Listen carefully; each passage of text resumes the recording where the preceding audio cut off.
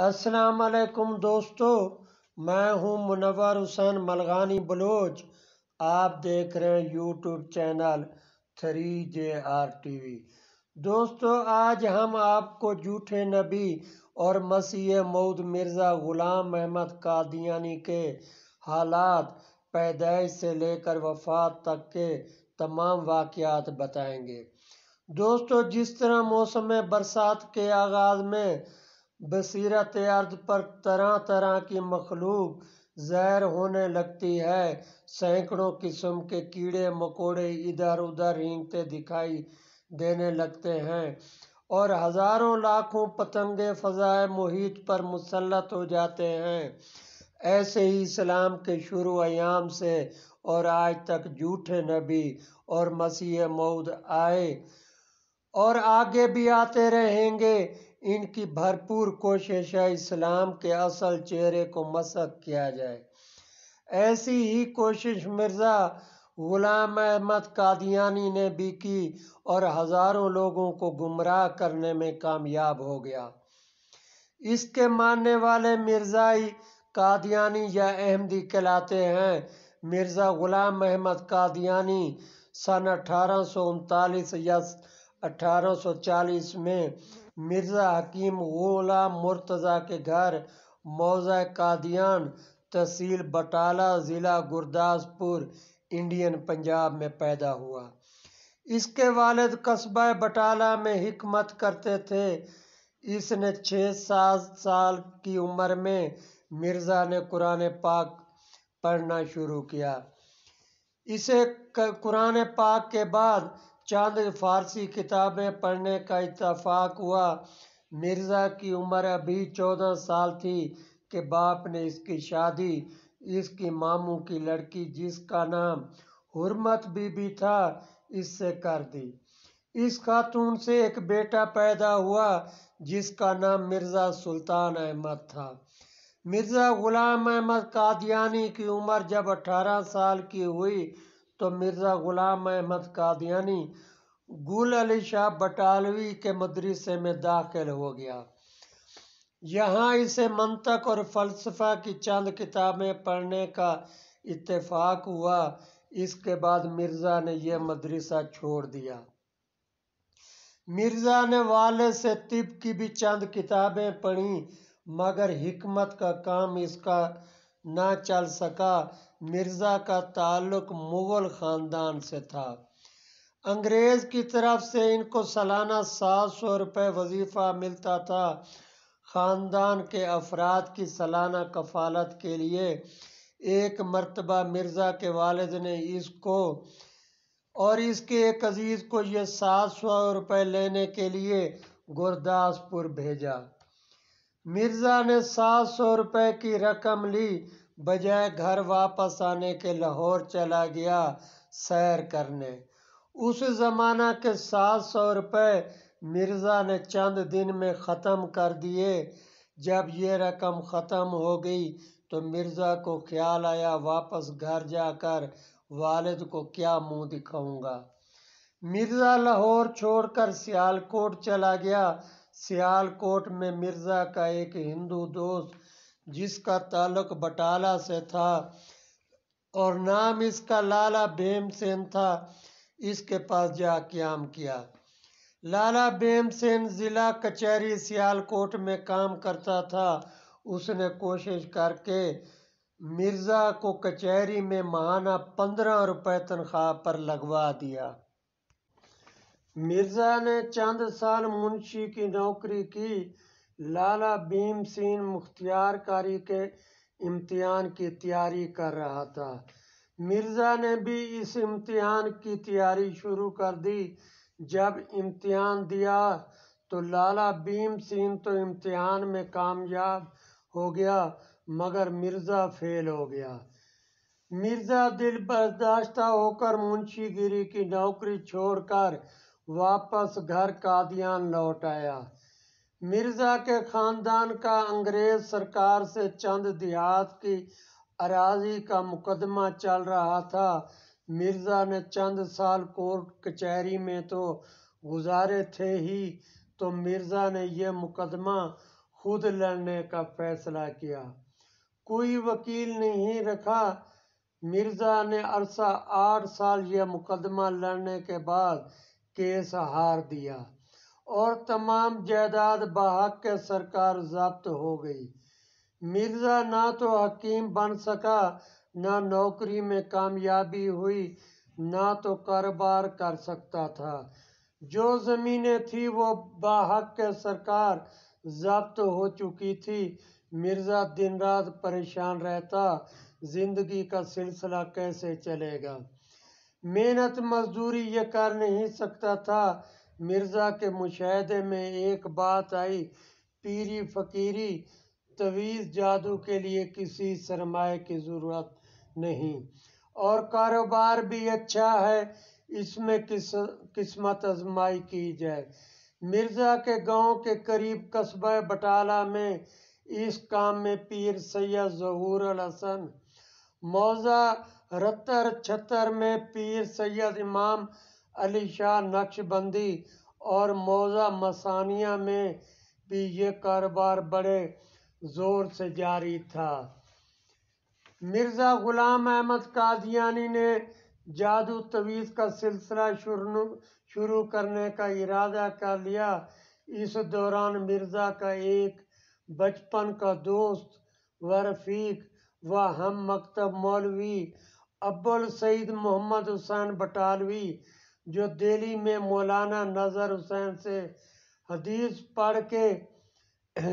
حدیث پڑھنے کے بعد لاہور میں جا قیام کیا تھا، وہ بٹالہ آیا ہوا تھا۔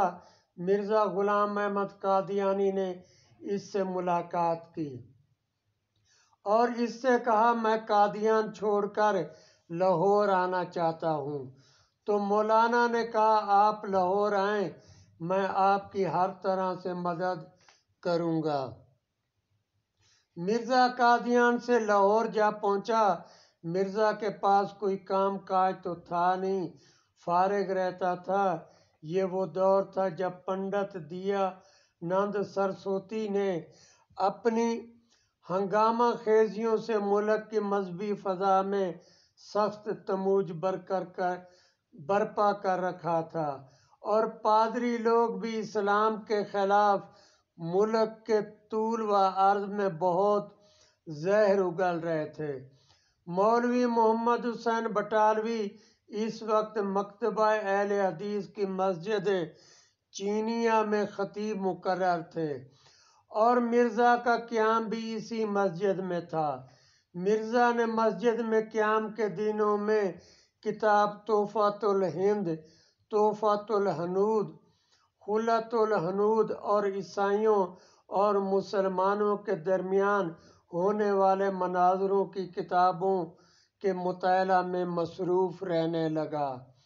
مرزا کو جب ان کتابوں کے مضامین اچھی طرح ذہن نشین ہو گئے تو پہلے آریاؤں سے چھیڑ خانی شروع کی، اور پھر عیسائیوں کے مقابلہ میں حل من مبارز کوئی مقابلہ کرے گا کا نعرہ لگایا۔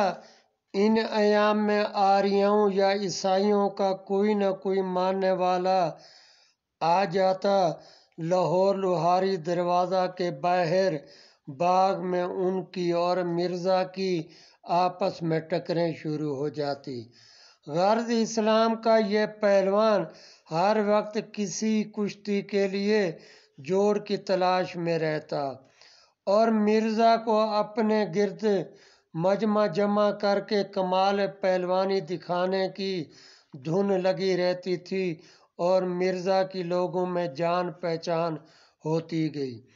پہلے پہل تو مرزا لوہاری گیٹ کے باہر باغ میں اعلان کرتا تھا، کوئی آریہ یا عیسائی مجھ سے مناظرہ کر لے۔ پھر مرزا نے اشتہار بنوا کر لگانا شروع کر دیے۔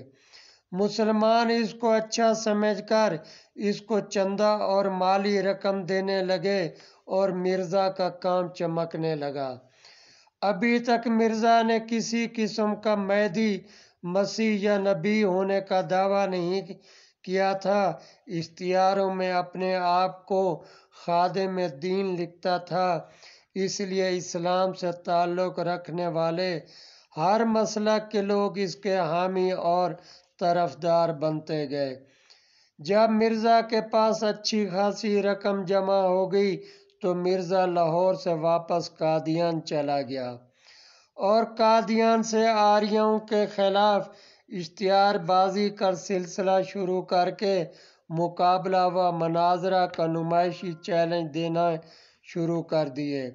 اس کا مقصد چونکہ بحث مباحثہ مقصود نہیں تھا بلکہ غرض نام و نمود شہرت حاصل کرنا تھا، اس لیے آریہ لوگوں کے شرائط کے مقابلہ میں بالکل راضی نہ ہوتا، اپنی طرف سے ایسی ناقابل قبول شرائط رکھتا تھا کہ مناظرہ کی نوبت بھی نہ آئے اور سادہ لوگ سمجھیں مرزا کا چیلنج قبول کرنے کی کسی میں جرأت نہیں ہے۔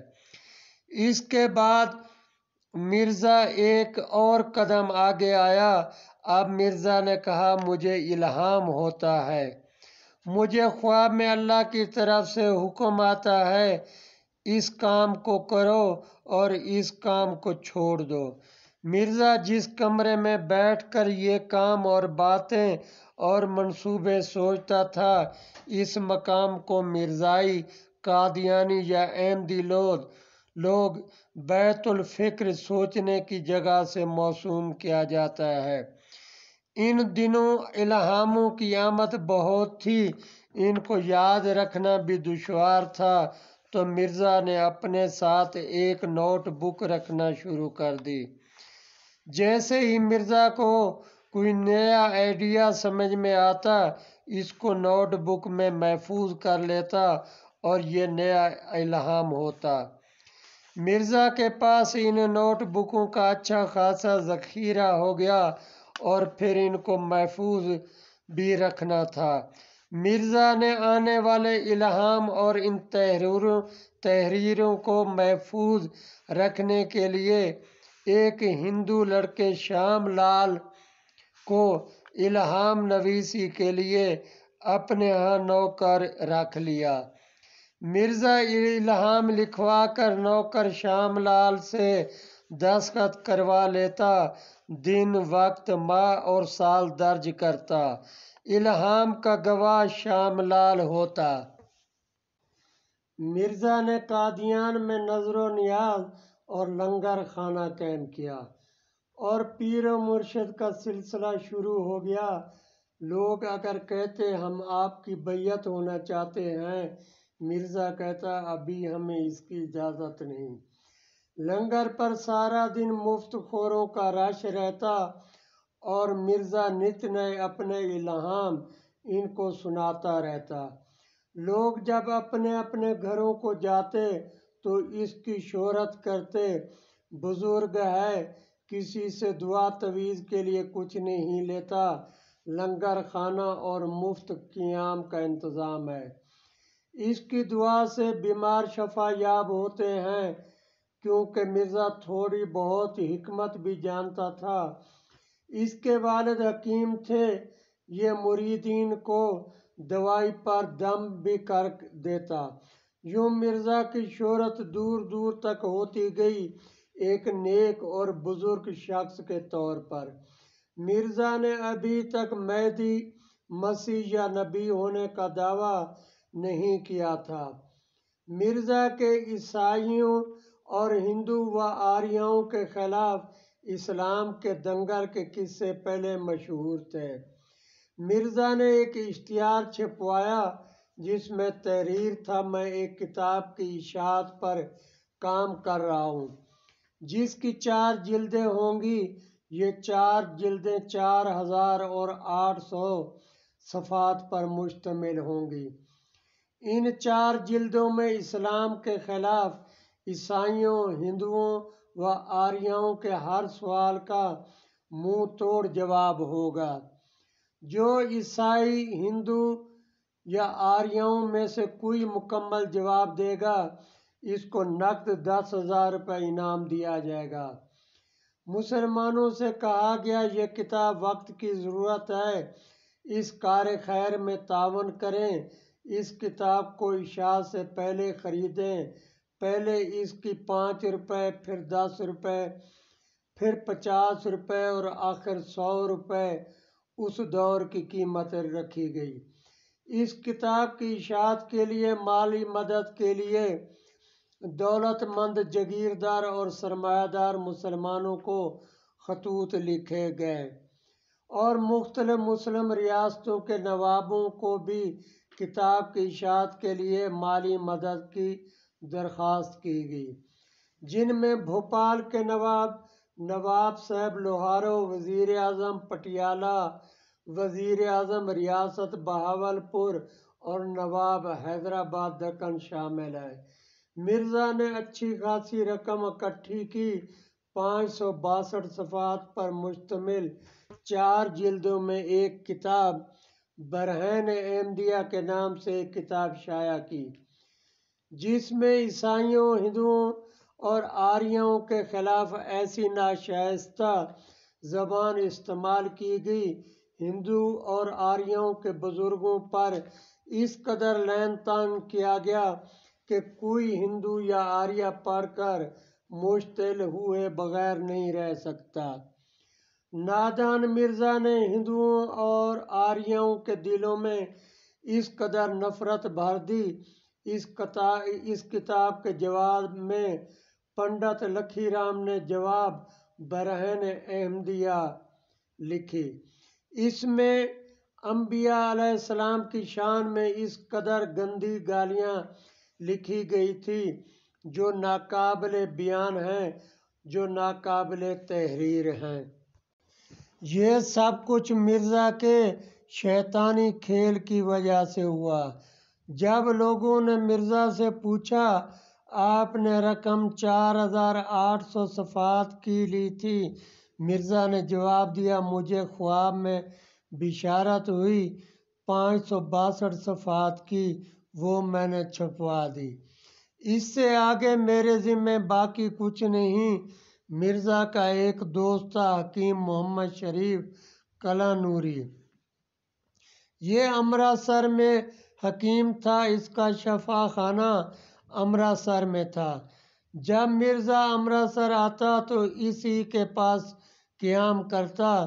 جب مرزا نے کتاب برہین احمدیہ چھپوائی تو اس نے مرزا سے کہا، آپ تو اس صدی کے مجدد ہیں، ہر صدی کا ایک مجدد ہوتا ہے، اس صدی کا مجدد آپ کے علاوہ کوئی اور ہو ہی نہیں سکتا۔ مرزا بھی اس کی باتوں میں آ گیا اور سرعام کہتا، میں اللہ تعالیٰ کی جانب سے مجدد مقرر کیا گیا ہوں۔ مرزا نے امرتسر سے واپس قادیان آ کر بیرونی لوگوں کو خطوط لکھنے شروع کر دیے۔ مرزا نے 20,000 اشتہار چھپوا کر تقسیم کیے اور لوگوں کو اپنے مجدد ہونے سے آگاہ کیا۔ مرزا لدھیانہ گیا، وہاں بھی اس نے مجدد ہونے کا اعلان کیا۔